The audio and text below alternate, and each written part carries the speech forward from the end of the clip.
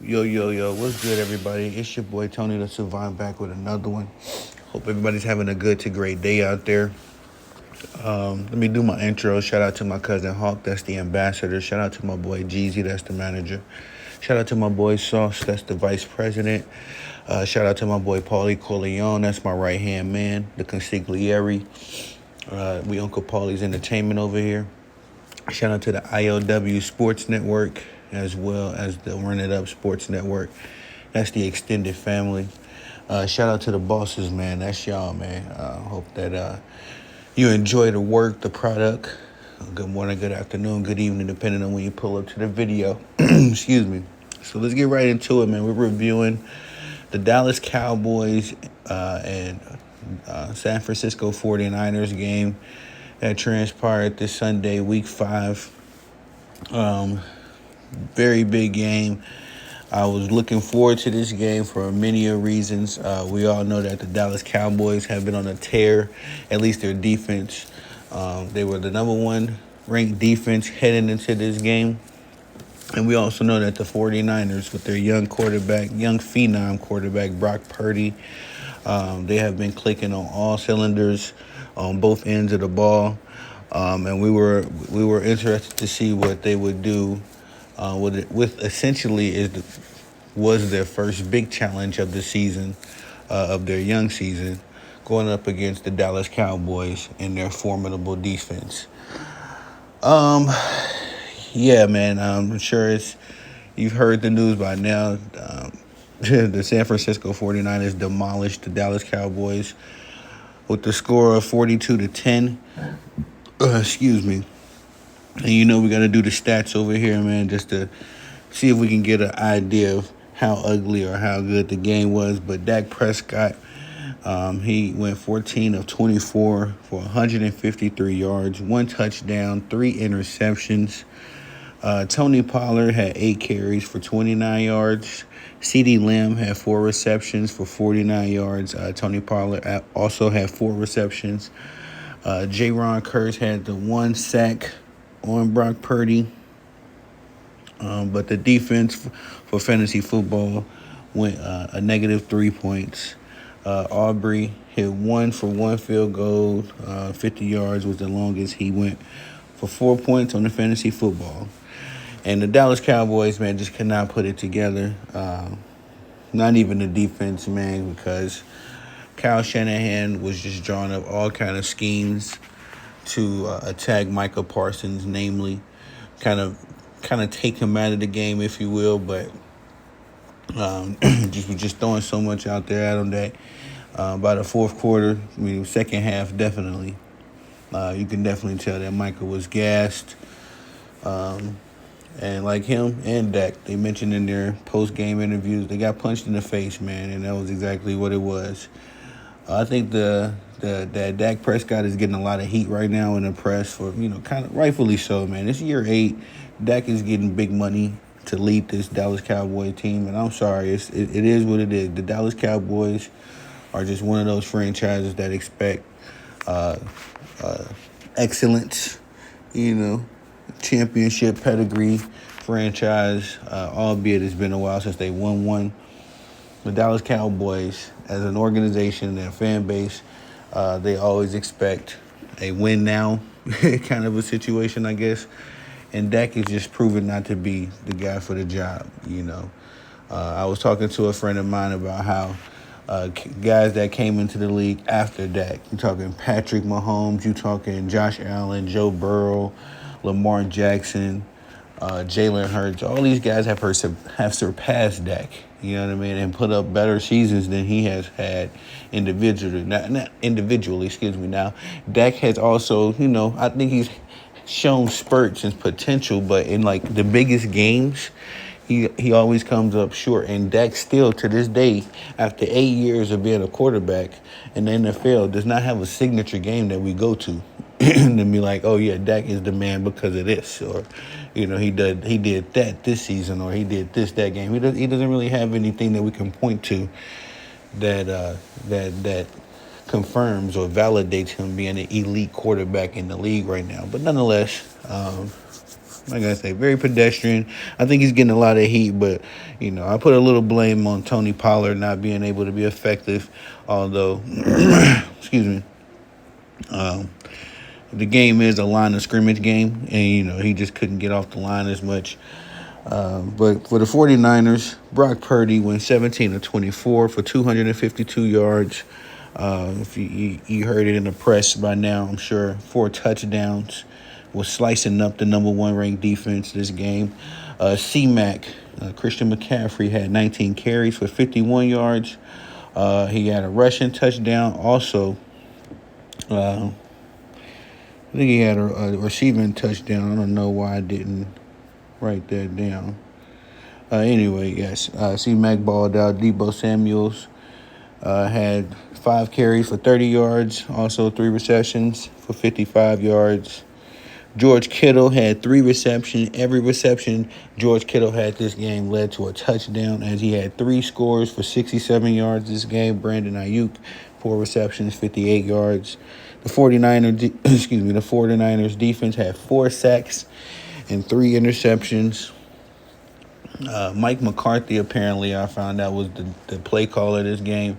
Mike McCarthy, has never been a good play caller. I think Brett Favre used to complain about his play calling. Aaron Rodgers complained about his play calling. And now we can see it with Dak, too. But Dak I think he's been in the league long enough where he needs to audible out of some of these calls the coaches are making if it doesn't lead to success in the game. Because 42-10 is just embarrassing. But some notes I made about the game. Total yards for this game. Dallas had 197. The 49ers had 421. 49ers was plus 224 yards in that department. Pass yards, Dallas had 140 yards. 49ers had 251 yards. The 49ers were 111 or plus 111 yards in that department. And the rushing yards, the Dallas Cowboys put up 57 yards total. 49ers put up 170 yards. That's a plus for the 49ers at 113 yards. And for first downs, guys, this was crazy when I found out. The Dallas Cowboys only had 8 first downs. The 49ers had 25. And the Dallas Cowboys, kudos to the 49ers defense. The Dallas Cowboys did not get a first down until 17 minutes into the game. And I think that's the second quarter. Also, in the first quarter, the 49ers defense held the Dallas Cowboys to a minimum of an embarrassing 6 yards. My goodness gracious. For third down conversions, the Cowboys were 4 of 11. The 49ers were 6 of 11. Total plays, Dallas Cowboys ran 49 plays. The 49ers were plus 18 in that department by running 67 plays. Interceptions, Cowboys were plus 3 in that department. Time of possession, was another glaring stat. The Cowboys, the 49ers went plus 14 minutes in that department with some change. The Dallas Cowboys held the ball for 22 minutes and 55 seconds. The 49ers held the ball for almost an entire quarter more, 37 minutes and 5 seconds. So, the Cowboys were just not on the field a lot. The Cowboys were on the field. The Cowboys defense were on the field a lot, and it's just, it cost them. Some notes I made about this game. Excuse me, y'all. Cowboys were supposed to be the first challenge for this young 49ers quarterback, namely. Some of the other guys are vets by now.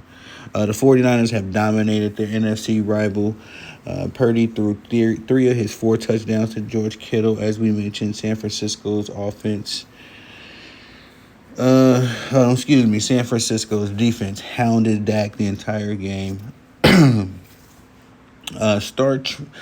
tackle Trent Williams is a Longview Lobo, I believe. Shout out to him, man. I'm about to start a media company highlighting the local high school town. My local high school that I'm adopting for me is not my alumni from Chicago originally, but I've been in Texas for a number of years, and now that I got my channel, I have to adopt a high school team to support, shout out on the channel. And that's going to be the Longview Lobos. So the 49ers star line tackle, Trent Williams, is actually a former Lobo, I believe. I had to double check, but I believe. Shout out to him anyway.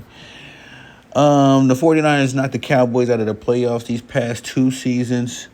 Purdy calmly picked apart the first defense, the number 1 defense. Excuse me. These are just some notes I made during the game. Still no interceptions for Purdy on the season. He is 10-0 as an NFL starter, y'all. Another thing about Purdy, I have traded Jalen Hurts and Travis Kelce for DJ Moore and somebody else, another running back, Josh Jacobs, in my fantasy football because I am making Purdy my quarterback and ride with him in my fantasy football season. I think he's legit. Dex was sacked 4 times and had 3 interceptions. 2 interceptions in the fourth quarter were just killers for them. His only highlight was 26 yards, a 26-yard touchdown pass to Kevontae Thurpin, who went out in the second quarter, I believe, with an injury. Thurpin had to check on him. Vander Esch also went out in the fourth quarter, a key injury for the team. So another key injury on their defense as well. This was the worst loss for the Cowboys since their 49-17 loss to the New Orleans Saints in 2013. Dak said this is the most humbling game he has been a part of, but he also said that a couple of weeks ago against the Arizona Cardinals. So Brock Purdy had a 19-yard touchdown to Kittle, a 38-yard touchdown to Kittle in the second quarter, and a 10-yard touchdown to put away the game in the third.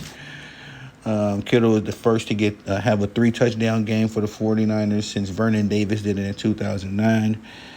The 49ers opened the game with a 7-play, 75-yard touchdown drive, and they also lead the league in opening drive scores with a total of 31 points right now. Just making sure I mentioned everything. I think we hit everything. But nonetheless, I got a couple more videos I'm going to do surrounding this video. Don't want this to be too long, but yeah, just a very embarrassing performance by the Dallas Cowboys, and also a very dominating performance by Brock Purdy and the San Francisco 49ers. So we'll be keeping up what goes on with these teams, of course, throughout the season, but that's all I got for y'all on this one. Please like, subscribe, comment, hit the notification bell so you can be notified when I'm dropping content on the channel. Y'all have a good to great day. Y'all the bosses. I'm the dude that let it work. Let me get back to work. Peace.